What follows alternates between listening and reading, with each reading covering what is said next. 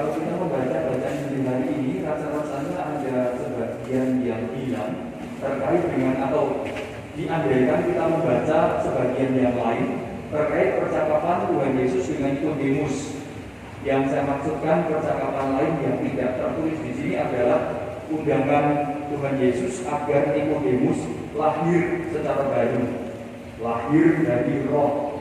Mudah-mudahan itu yang pada kesempatan pagi hari ini tidak tertulis secara eksplisit, tapi tetap saja kita perlu mengingat gagasan itu dalam membaca teks bacaan Injil hari ini.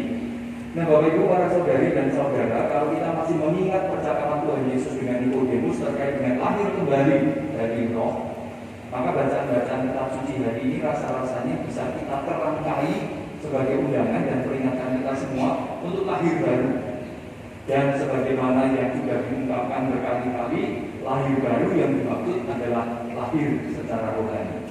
Maka bacaan-bacaan hari ini sekurang-kurangnya bacaan pertama, bacaan kedua, dan Injil memberi kita gambaran lahir baru itu seperti apa, lahir secara rohani itu seperti apa. Maka yang pertama, Bapak Ibu para saudari dan saudara, kita bisa lihat dari kitab 2 Tawarikh. Di sana dikatakan kelahiran baru atau kata-kata bagaimana kita bisa menjadi manusia-manusia rohani. Mari kita lihat di teks halaman 4. Kalau di tempat saya halaman 4, Bapak Ibu yang kasih teks mungkin di halaman yang lain, silahkan menyesuaikan. Tetapi di halaman 4 dalam bacaan kitab 2 Tawarikh dikatakan demikian. Namun Tuhan Allah nenek moyang mereka berulang-ulang mengirim pesan melalui utusan-utusannya, karena Tuhan sayang kepada umatnya dan kepada tempat kediamannya. Nah, catatan berikutnya adalah tetapi mereka mengolok-olok para utusan Allah itu, menghina segala firman, mengejek para nabinya. Bapak Ibu, rasa-rasanya dalam bacaan pertama, kalau kita ingin menemukan lahir baru secara rohani itu seperti apa, rupa-rupanya perwujudannya persis ada di sini. Maka kita diajak, karena Tuhan itu rohani, maka kita diajak untuk meneladani Tuhan yang seperti ini tadi, berulang-ulang menyampaikan pesan kebenaran. Meskipun di bagian kedua dikatakan bahwanya kita akan diolok-olok dan sabda kebenaran yang kita sampaikan dihina bahkan diabaikan. Maka itu yang pertama yang perlu kita lakukan. Sebagai orang beriman Kristiani, kita ingat ketika baptis kita diangkat atau kita diberi tugas menjadi imam, nabi, dan raja. Maka sebagai nabi tugas kita hanya satu, yaitu menyampaikan kebenaran. Maka kalau kebenaran, kalau ajaran yang benar itu diabaikan, tidak diindahkan, maka mari Bapak Ibu kita kembali ke panggilan kita sebagai manusia rohani.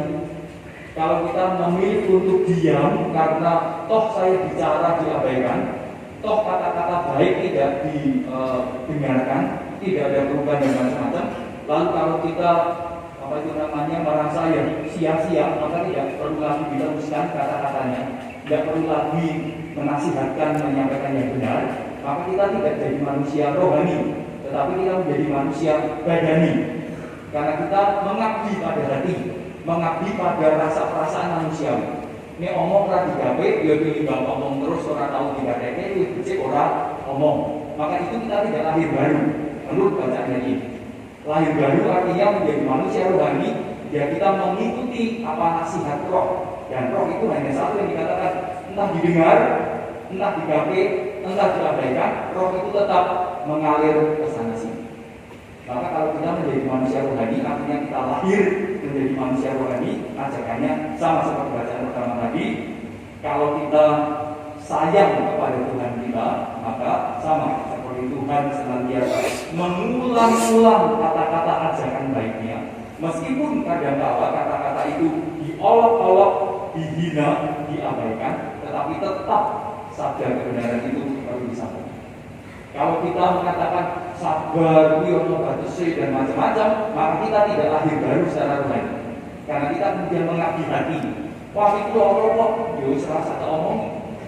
Hatiku seret kok, yo wis rasa ketemu. Maka kita tidak lahir baru secara rohani. Kita masih hidup secara badan. Itu gagasan. Maka kalau setiap kali yo sabar, nih ono enteke, maka ketika kita mengatakan ono enteke, maka tidak lahir baru. Kita masih dalam kemanusiaan kita yang lama. Disenggol, lorwati, biloke, lorwati, nah kita tidak lahir baru. Itu yang pertama Bapak Ibu. Mari kita lahir secara rohani.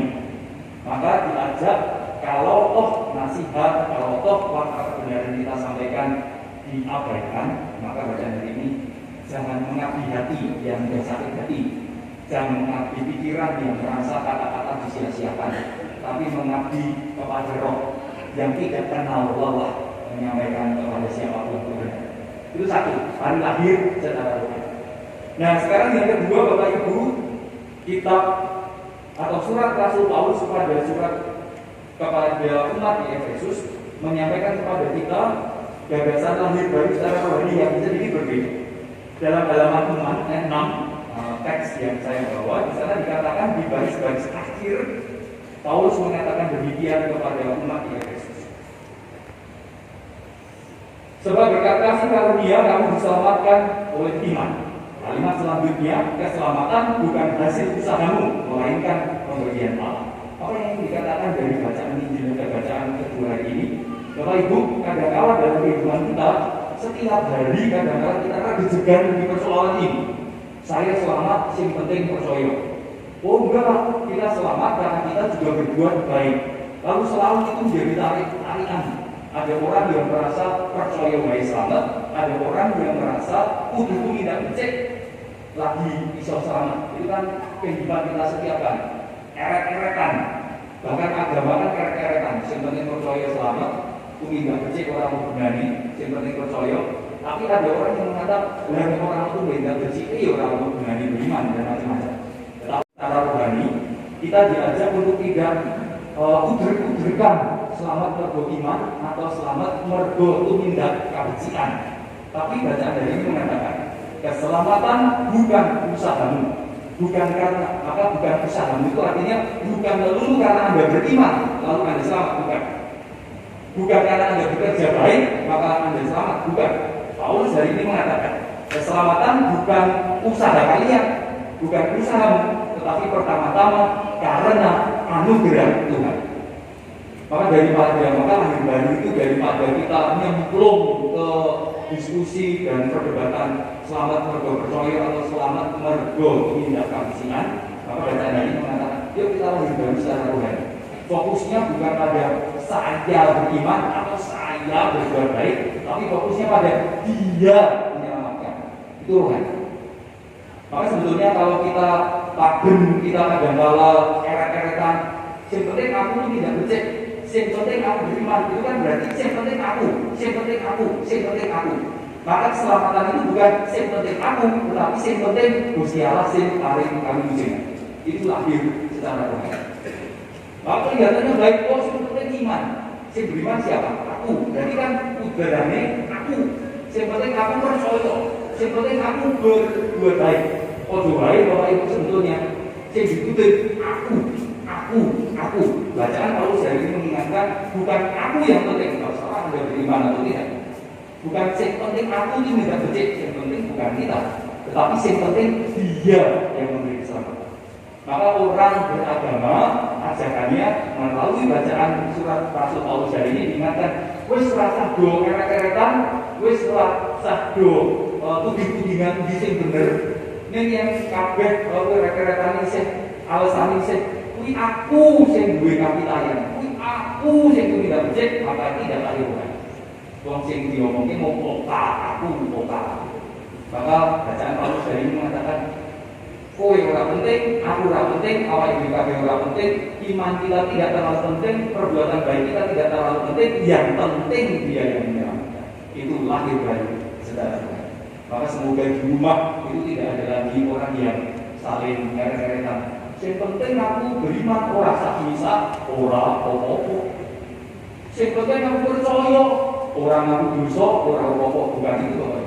Yang penting aku tidak becek, kowe bagiane misa ning ora tau tidak becek, padha wae juga enggak berhenti kuder-kuderkan soal itu.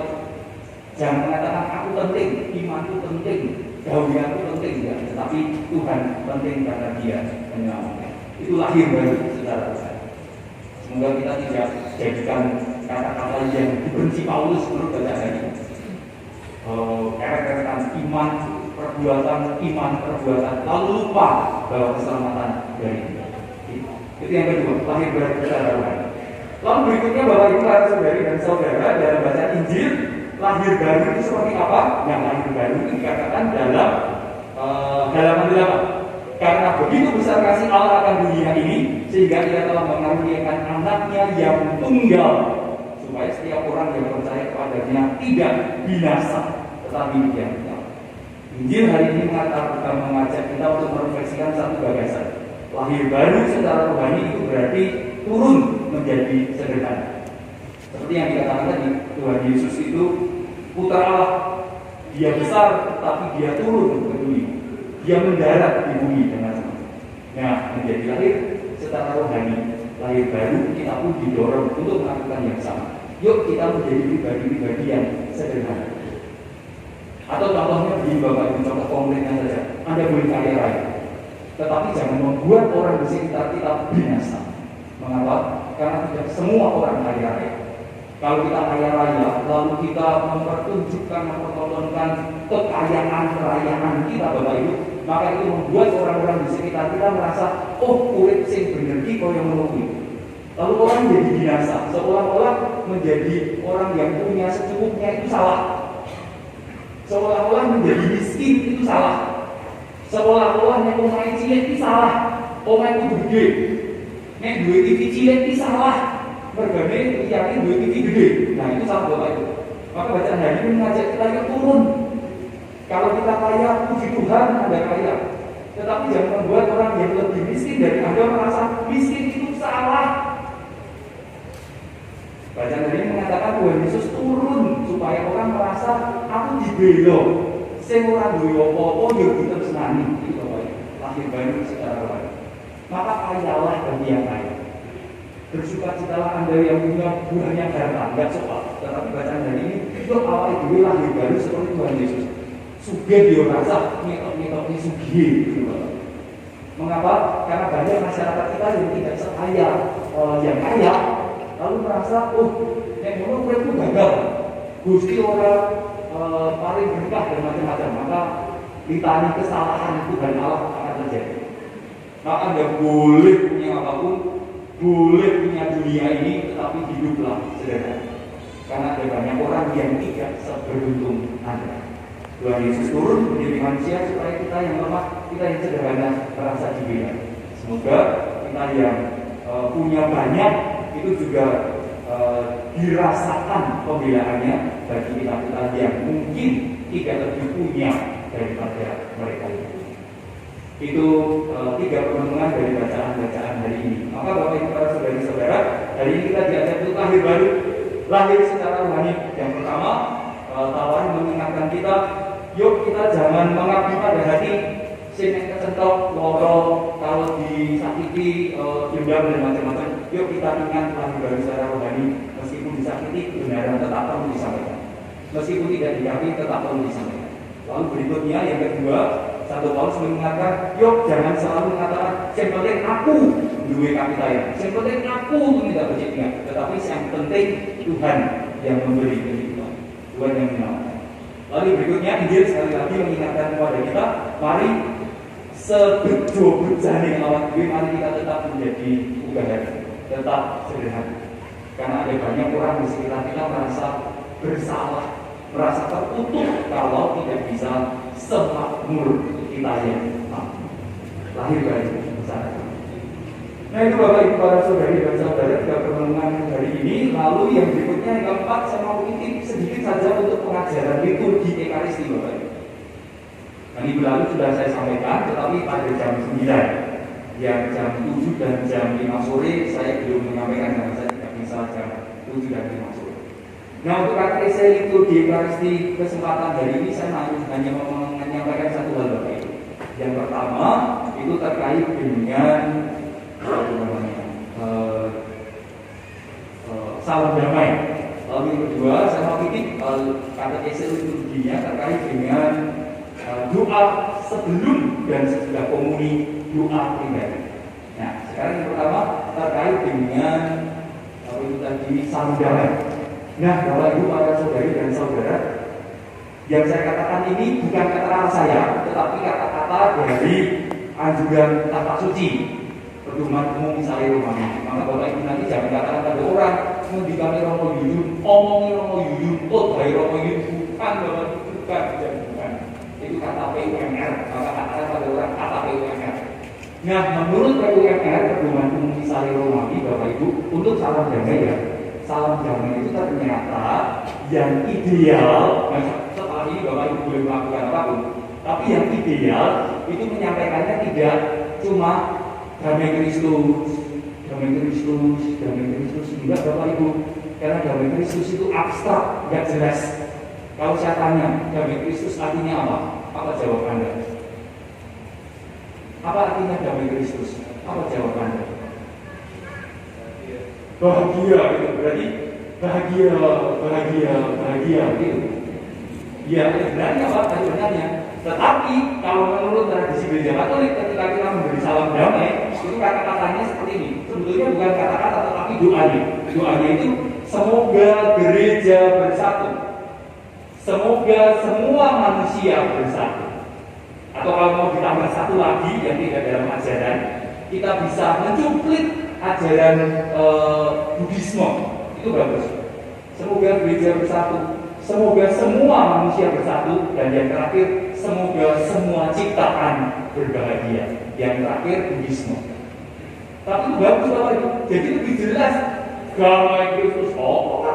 Damai Kristus apa maksudnya? Damai Kristus apa damai? Tapi lebih jelas ketika kita mengatakan dalam doa, semoga gereja bersatu ya, semoga semua manusia bersatu ya, semoga semua makhluk bergembira. Lalu jelas, oh kuwi sing dikarepke. Lalu dalam benak kita bisa merekam, oh damai Gusti Allah itu harusnya yang terjadi seperti ini. Maka dalam hidup kita sehari-hari, nek wong Katolik isih do jutaan, maka ternyata belum damai. Lah nek kalau tanggane ra belum srawung, oh berarti belum damai Kristus. Lah nek karo kucing ditendangi kirik, ditendangi tumo dipilesi, berarti belum damai. Ya, maka nanti kalau yang berkutu, kutunya diambil, dibiarkan lagi. Itu damai, maka damainya itu juga tidak perlu salah heboh. Cipika-cipiki, tidak perlu Bapak Ibu. Cipika-cipiki saya dengan dito. Semoga gereja bersatu bagaimana Bapak? Semoga gereja bersatu. Tapi tidak bisa. Maka cukup hanya semoga gereja bersatu. Semoga semua manusia bersatu. Semoga semua ciptaan bergembira. Nah itu Bapak. Itu Bapak Ibu. Maka semoga setelah ini salam damai lebih punya makna yang kita bawa. Tidak hanya bunga damai. Maka tidak juga perlu salaman sampai kemana-mana, nggak perlu jiwa tangan baik cukup. Itu saja. Lalu yang kedua ajaran tentang liturgi Ekaristi dan liturgi Ekaristi Bapak Ibu terkait dengan doa sebelum komuni. Setiap kali ada kala kita berdoa sebelum komuni dan sesudah komuni, dan setiap kali pasti ada yang bertanya, Romo sembahyang sak durunya lan sak wise topo komuni ini opo gitu kan? Nah kadang-kala sembahyang kita itu keliru Bapak Ibu. Kelirunya apa? Sebelum komuni doanya, Tuhan semoga setelah komuni saya enteng jodoh. Setelah komuni doanya juga sama, semoga rezeki saya lancar. Doa ini pas ya? Enggak, ini doa permohonan. Doa permohonan ini didoakan di awal setelah dikasih atau di doa ulang. Lalu doa sebelum komuni dan setelah komuni apa? Setelah aus dan cekrong itu Bapak Ibu. Semoga kami yang menerima tubuh Kristus berbuah dalam hidup dan pekerjaan kami. Itu saja. Setelah menerima komuni juga sama. Semoga tubuh Kristus yang kami sambut berbuah dalam hidup dan pekerjaan kami. Pun cetok itu cekak dan selesai. Tidak perlu semoga rezeki saya lancar. Semoga setelah komuni istri saya sadar bahwa saya suaminya. Semoga anak-anak saya patuh pada saya. Itu bukan doa setelah dan sebelum komuni Bapak Ibu. Itu doa permohonan. Ada deh. Maka mari nanti kalau setelah dan sebelum komuni, sebelum dan setelah komuni, doa pribadinya itu saja. Semoga roti yang atau ekaristi yang kami sambut membuat berbuah dalam hidup dan pekerjaan kami. Setelahnya juga sama. Semoga